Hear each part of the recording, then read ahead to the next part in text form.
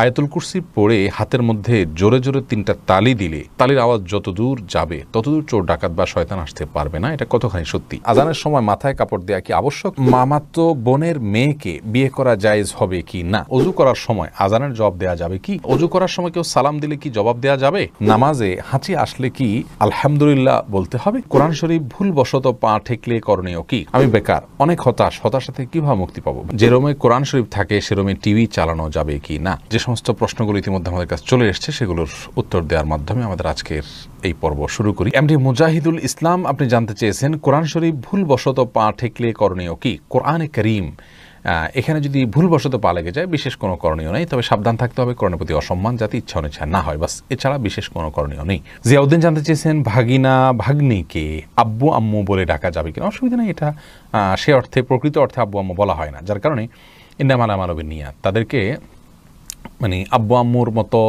মানে শ্রদ্ধার স্নেহের সেই জায়গা থেকে বলা যেতে পারে, কিন্তু পরিচয় দিয়ে আব্বু আম্মু তারা আমার বাবা মা এরকম কোনো পরিচয় তো আপনি দিচ্ছেন না। যদি দিতেন তাহলে সেক্ষেত্রে এটি গুনাহের কারণ হতো। রূপালী বিনতে জামাল আপনি জানতে চেয়েছেন ফাঁকা দাঁতে ক্যাপ লাগালে বা নকল দাঁত লাগালে অজু হবে কিনা? উত্তর হলো হ্যাঁ, অজু হয়ে যাবে। দাঁতের প্রতিটি চিপায় ফাঁক করে আপনাকে পানি পৌঁছাইতে হবে, তার জন্য কসরত করতে হবে, এরকম কোনো কথা নেই, আর এটা কোনোদিন সম্ভব নয়। প্রত্যেকটা দাঁতের মধ্যবর্তী যে চিপা আছে সেখানে পানি পৌঁছানো এটা কোনো সহজ কাজ নয়, অতএব এটা শরীয়ত আমাদেরকে নির্দেশ করেনি। আল হারজু মাদফু, ইসলামী শরীয়তের একটা মূলনীতি হলো যে জিনিসটা আমাদের জন্য খুব কষ্টকর হয়, যে জিনিসটা আমাদের জন্য খুব ঝামেলার হয়ে যায়, সেটা কিন্তু ইসলাম আমাদেরকে করতে বাধ্য করে না।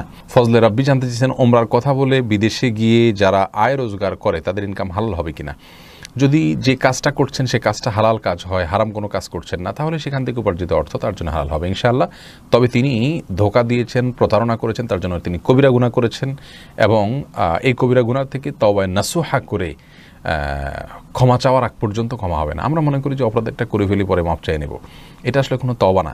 অপরাধ করার পরে লজ্জিত হয়ে নিজের আপনজনকে ভুলে হত্যা করে ফেললে মানুষ যেরকম সারা জীবন সেই পাপের জন্য প্রায়শ্চিত্ত করে সেরকম প্রায়শ্চিত্ত করতে হবে, এটা হবে তওবা ইনশাআল্লাহ। তখন আল্লাহর কাছে সেরকম গুনাহ থেকে আপনি মুক্তি লাভ করতে পারবেন।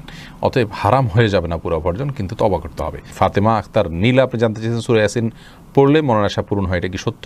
কোন ফাতেমা সূরা ইয়াসিন পড়লে মনের আশা পূরণ হয় এরকম কোনো কথা রাসূল করিম সাল্লাল্লাহু আলাইহি সাল্লামের কোনো হাদিস থেকে আমরা জানি না, এটা সঠিক নয়। সাইফুল ইসলাম আপনি জানতে চেয়েছেন অজু করার সময় আজানের জবাব দেওয়া যাবে কি? অজু করার সময় আজানের জবাব দেওয়া যাবে যদি আপনি অজুর ফাঁকে ফাঁকে দিয়ে ফেলতে পারেন, কোনো অসুবিধা না থাকে, পানি অপচয় না হয়, ফাঁকে ফাঁকে দিয়ে ফেলতে পারেন। অজুর সময় তো বিশেষ কোনো দোয়া নেই, অতএব মুখে আপনি সে আমলটা করতেই পারেন। অজুর হাত ধোয়ার সময় এক দোয়া, মুখ ধোয়ার সময় এক দোয়া, পাও ধোয়ার সময়, মাথা মাসা করার সময় এক দোয়া, এরকম বিভিন্ন দোয়ার কথা আমরা জানি, সেগুলো বিশুদ্ধ হাদিস দ্বারাই প্রমাণিত নয়, যার কারণে অজুর ফাঁকে ফাঁকে আপনি আজানের জবাব দিতে পারবেন। মেহেদী হাসান জানতে চেয়েছেন বিয়ের সময় শ্বশুর খুশি মনে কিছু দিলে নেওয়া যাবে কিনা, বলবেন দয়া করে। খুশি মনে দিলে নেওয়া যাবে, কিন্তু খুশি মনটা বোঝা আসলে খুব জটিল, যে খুশি মন কখন হবে। আমাদের সমাজে কিন্তু শ্বশুররা কালচারের কারণে বলে খুশি হয়ে দিছি, আসলে তিনি কতটা খুশি হয়ে দিয়েছেন তার যদি বিষয়টা যদি আপনি নিশ্চিত হতে পারেন তাহলে সেক্ষেত্রে আপনার জন্য এটা অবশ্যই গ্রহণ করা জায়েজ হবে।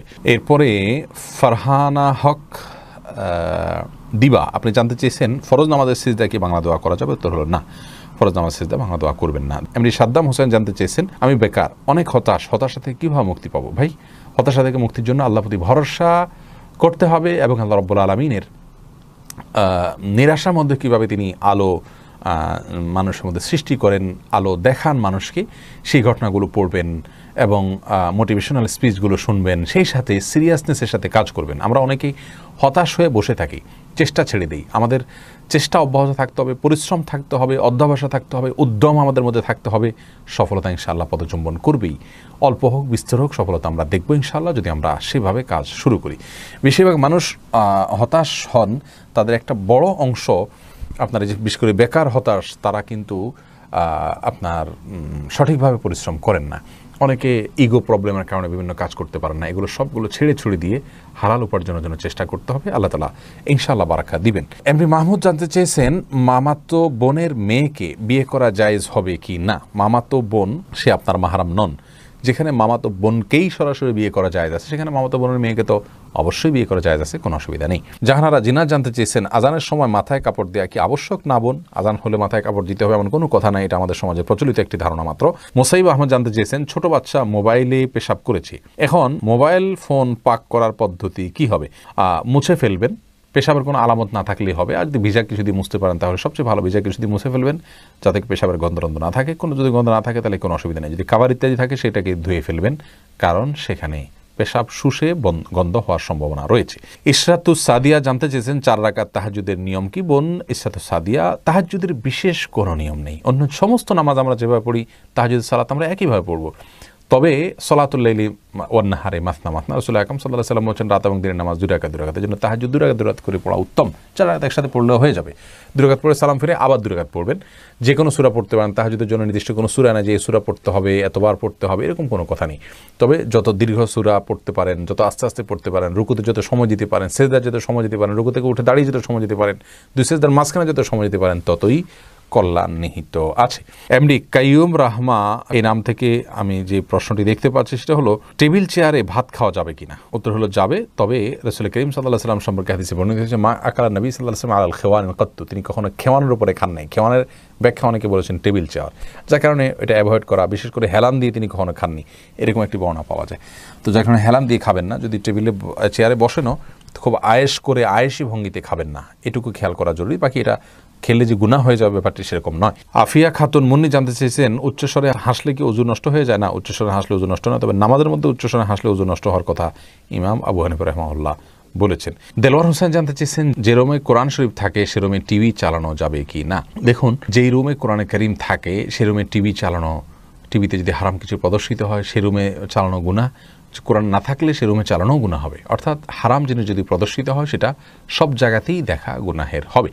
তবে কোরআনে কারীম যদি থাকে তার একটা কোরআনের প্রতি একটা অসম্মান হয়, যে কোরআনের সামনেই কোরআনের নির্দেশের অবলঙ্ঘন, সেটা সন্দেহভাবে এক্সট্রা একটা অবমাননা হয়, কোরআনের একটা অসম্মান হয়, সেটা আমাদের না করা উচিত এবং কোরআনের সম্মানার্থে অন্তত হারাম থেকে বেঁচে থাকার চেষ্টা করা উচিত। যদি করেন কেউ তাহলে কোরআনের অসম্মান হবে এবং গুনাহ হবে। জান্নাতুল ফিরদাউস আপনি জানতে চেয়েছেন আয়াতুল কুরসি পড়ে হাতের মধ্যে জোরে জোরে 3টা তালি দিলে তালির আওয়াজ যত দূর যাবে ততদূর চোর ডাকাত বা শয়তান আসতে পারবে না, এটা কতখানি সত্যি? বোন জান্নাতুল ফিরদাউস, আয়াতুল কুরসি সম্পর্কে রাসূল করিম সাল্লাল্লাহু আলাইহি ওয়াসাল্লাম থেকে একাধিক হাদিস বর্ণিত রয়েছে এর ফজিলত এবং মর্যাদা প্রসঙ্গে।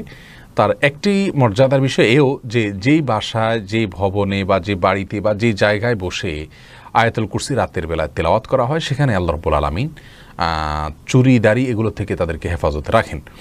অতএব আয়াতুল কুরসির এটি একটি ফজিলত বিশুদ্ধভাবে প্রমাণিত যে সেখানে আয়াতুল কুরসি পাঠ করলে আর চুরি হবে না ওই রাতে।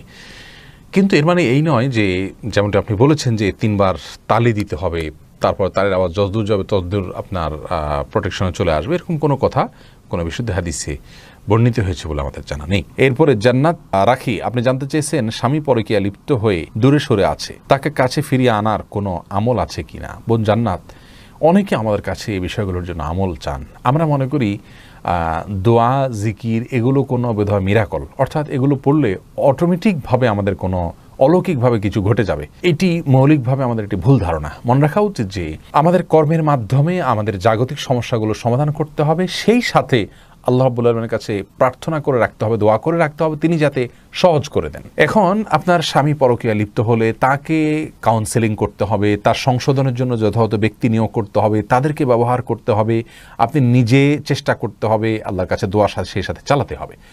আপনি দোয়া করবেন আর অটোমেটিকলি তিনি সংশোধিত হয়ে যাবেন, ব্যাপারটি সেরকম নয়।